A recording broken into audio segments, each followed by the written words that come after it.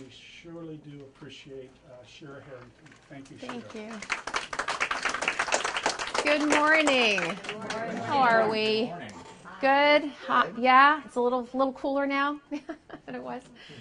Okay, so question for you. How important is LinkedIn to your job search? Critical. Critical. Why?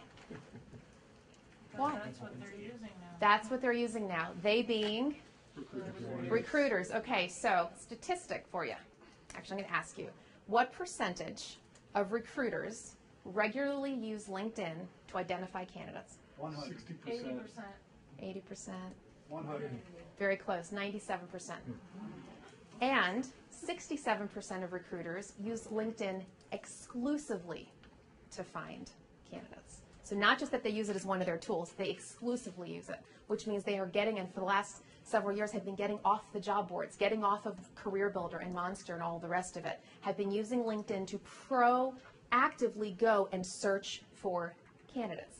Today, I'm going to teach you the tricks of the trade, how we recruiters use the advanced search features of LinkedIn to find you so that you can find us and find each other and actually help to promote your own brand, okay? So this is an advanced training today. This is not the basics. That's why I kind of mentioned in the promotion that, you know, you want to have come here, at least have some basic knowledge of how LinkedIn works. So the first thing that I want to do is let you know quickly what are the different ways that you can use LinkedIn. I thought of 7. Create your brand. I'm going to go through all of these. Create your brand. You can change careers. Yes, you can. Hard. Yes, I know, but you can. You can find people in your tribe or your lane. I will explain that in a minute. You can develop a marketing plan, land an interview, prepare for interviews, and actually become a thought leader. So let me kind of talk through what I mean by all of these things, and then we're going to dive right into LinkedIn. So when I say create your brand, what do I mean by a brand? Or I could call it a personal brand. What's a personal brand? How you want to be identified. How you want to be identified, yeah. So in LinkedIn, okay, your LinkedIn profile is actually an advertising document. Anybody ever thought of it that way? It's an advertising document. Or like a really big business card. It's not just your resume, right? Because, you know, and in the experience section at the bottom half of your profile, well, that's your resume, right? I mean, you can cut and paste that and no problem. The top piece, from your picture to your career title to your summary, that is everything that you can't share on your resume. Would you agree? Right? Your resume cannot be written as of yet, unless things change in the future. Can't be written in first person, right? It's a third person document. We kind of know the way that we do it. We use third person, active verbs and all of this, and I accomplished this, that, and the other. But where in your resume does it actually tell people what you want to do? Right? Where does it say that on your resume? Where does it say why you do what you do? What kind of difference you want to make? What kind of contribution you want to make? There's nothing like that in your resume. LinkedIn is a wonderful, brilliant blessing because it actually gives you an opportunity to share your professional heart. Does that make sense? Okay? So what I want to do is I want to show you different ways that you can access this so you can create a brand. Now, actually, I'm going to skip for number 2 for a second, and I'm going to talk about finding people in your tribe and your lane. What's a tribe and what's a lane?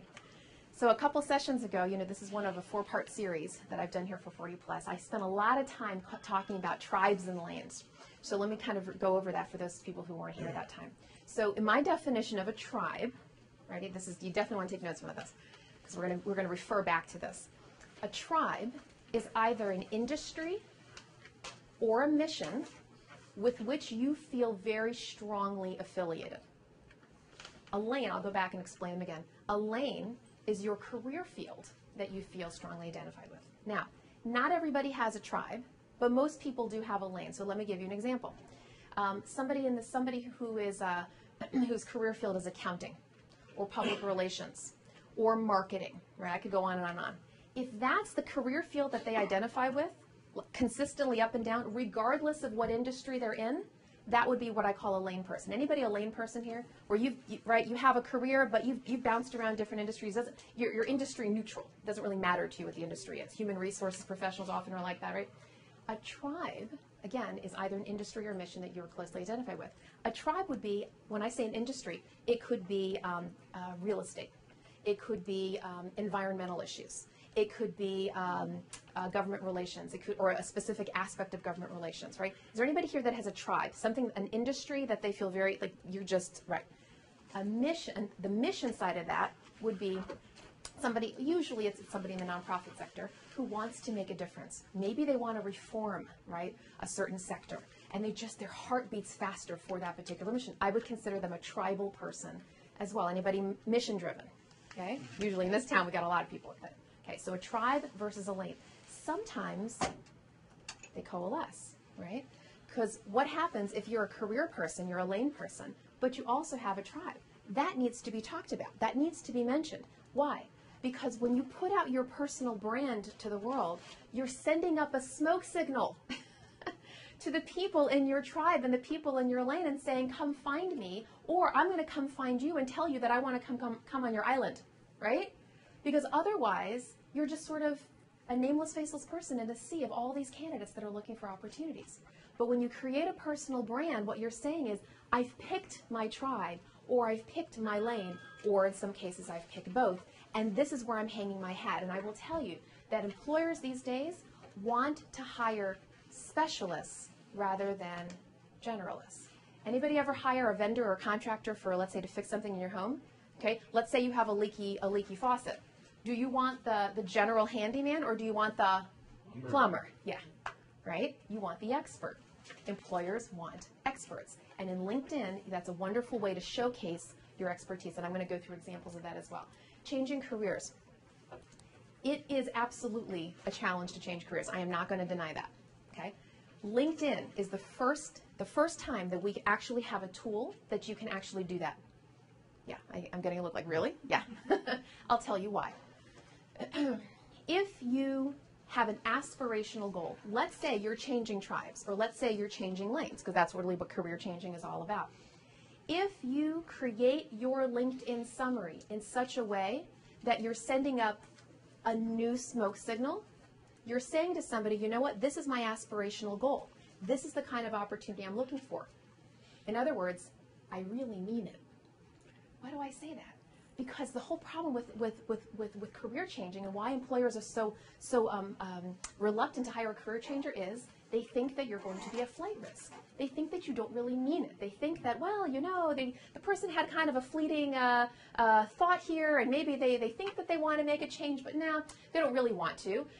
Maybe they're just kind of testing out the waters. But if you really know in your heart of hearts and you've thought this through and you absolutely want to make an intentional change, when you put that new summary on LinkedIn and say to the whole world, I'm staking a claim in this new aspirational career, the chances of somebody believing you is actually very strong. And I'll go one more step. For some of you, it's not actually a 180-degree career change. In fact, does anybody want to shift their career at least a little bit? Okay. For a lot of you, it's actually just a quarter turn to the right. Maybe even a little bit more than that, but not 180 degrees. It's not like you're going from accounting to rocket science, right? Most people, you know, they kind of have been in this lane and they want to switch a little. The chances are you actually have transferable skills. And we always hear them, we're like, how in the world do I showcase that? LinkedIn's the way to do it. And I'm going to give you actually an example of that. I have a client that I'm working with, and this woman, and I keep this all confidential, she works for a Fortune 500 company. She's in an aspect of vendor relations. Okay, that's as much as I'll say about that. But in reality, you know what she really wants to be? A marketing professional.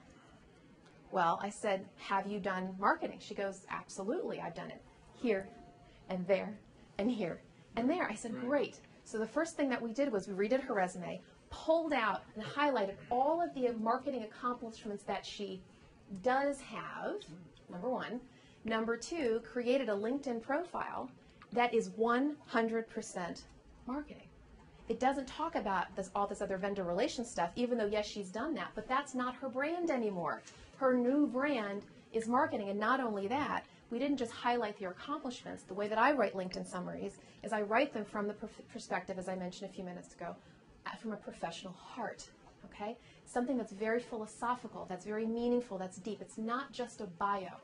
People, have you ever read LinkedIn summaries? It's just sort of I've been there, I've done that. It's almost like looking at somebody's bio. This is actually much more heartfelt, okay? So we're going to go through examples of all of this. You can develop a marketing plan. How? Well, when we go through the advanced search features of LinkedIn in just a few minutes, what you're going to find is that when you're looking at, sending up a smoke signal and trying to find people from different tribes and different lanes, people's resumes are on LinkedIn, right? Your resume is on LinkedIn. Well, guess what? If you're looking to, and somebody tell me a tribe that you're involved with, or that you want to be working in, a tribe, an industry.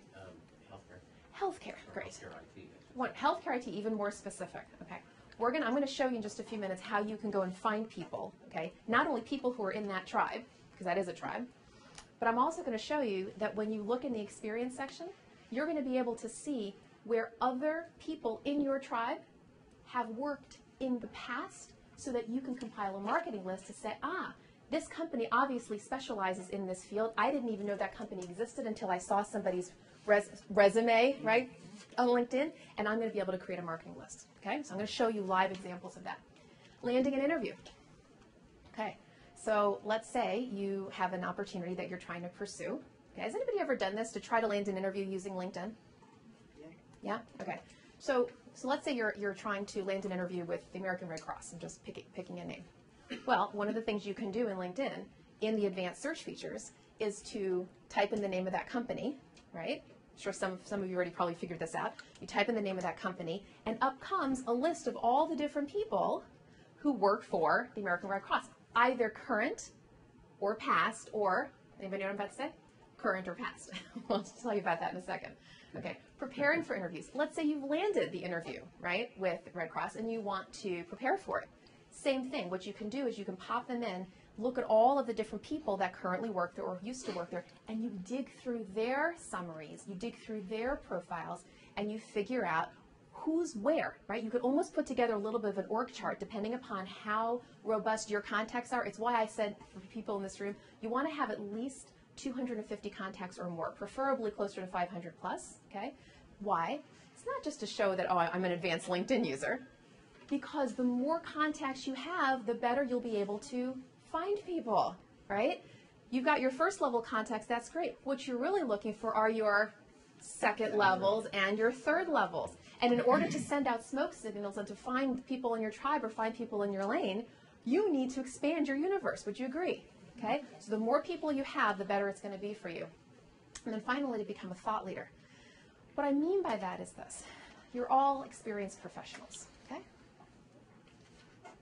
As an experienced professional, and especially with someone who has a brand, right? What do you want to do? You want to show yourself as not a generalist, but a specialist. Yes, somebody who's an expert. And one of the best ways to do that is to use LinkedIn. And you know where in LinkedIn you can do this? You can publish. What else? Comment. I'm sorry? Comment. Comment. You can comment. Absolutely. Groups. How many people are involved in groups? Yeah. And when I say involved in groups, I mean actually involved in the group. Not just that you're a member of the group. Anybody actually really involved. Like post questions, answer questions, all of that, okay? That's another way that you can actually brand yourself, okay? So what I want to do is I'm going to jump right in here. I just wanted to give you the overview of where we're going.